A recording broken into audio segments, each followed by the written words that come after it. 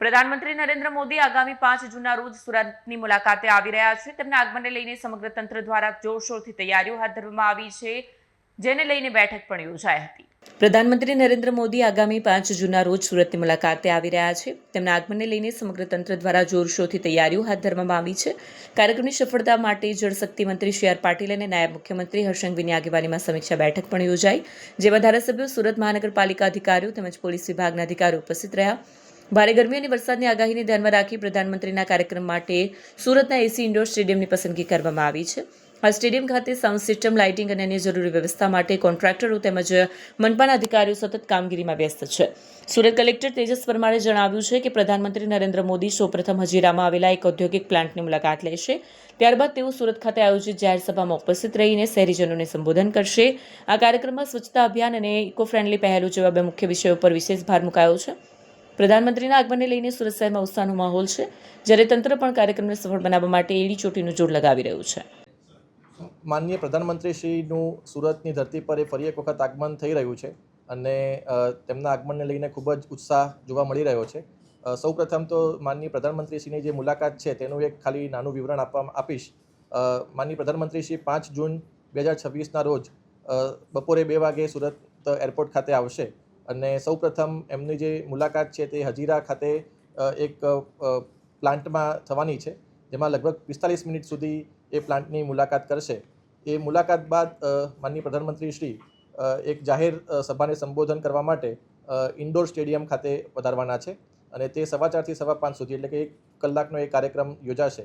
આ કાર્યક્રમમાં 18,000 કરોડથી વધુના સરકારના વિવિધ વિભાગોના મહત્વના પ્રોજેક્ટના ખાતમુહૂર્ત અને લોકાર્પણનું ત્યાં થવાનું છે અને ત્યારબાદ માનનીય પ્રધાનમંત્રી શ્રી અત્રેથી સુરત ખાતેથી આગળ પ્રસ્થાન કરશે।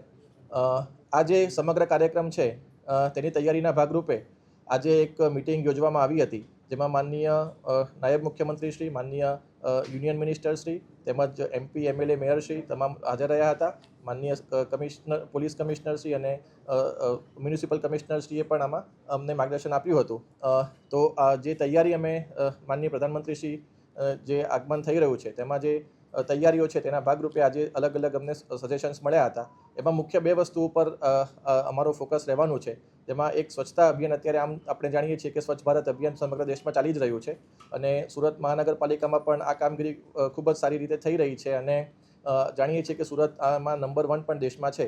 પણ આ કામગીરીને વધુ સારો વેગ મળે અને તેમાં વધારેમાં વધારે લોકો જોડાય, સામાજિક સંસ્થાઓ જોડાય, આપણા તમામ પ્રકારના અધિકારીઓ, કર્મચારીઓ જોડાય, તે પ્રમાણેના આપણા કાર્યક્રમો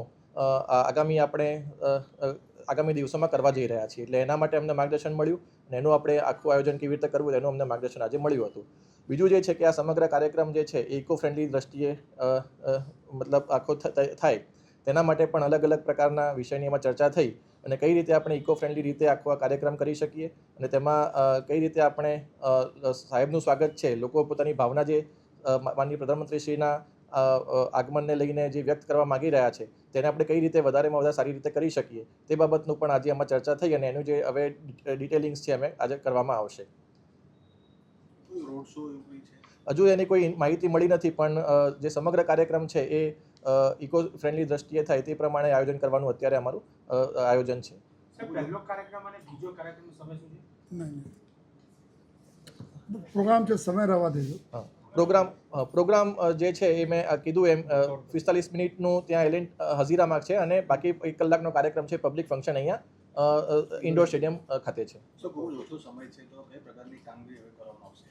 નહીં, તૈયારી આમાં ઓલરેડી ચાલુ થઈ ગઈ છે, એટલે આમાં તમામ પ્રકારની તૈયારીઓ શરૂ થઈ ચૂકી છે। ઇન્ડોર સ્ટેડિયમમાં પણ અમારી જે તૈયારીઓ છે તૈયાર થઈ ચૂકી છે અને લોકો જે પ્રમાણે આમાં ભાગ લેવાના છે તેની પણ અમારી તૈયારીઓમાં શરૂ થઈ ચૂકી છે। Bureau report, Satya TV news, Surat.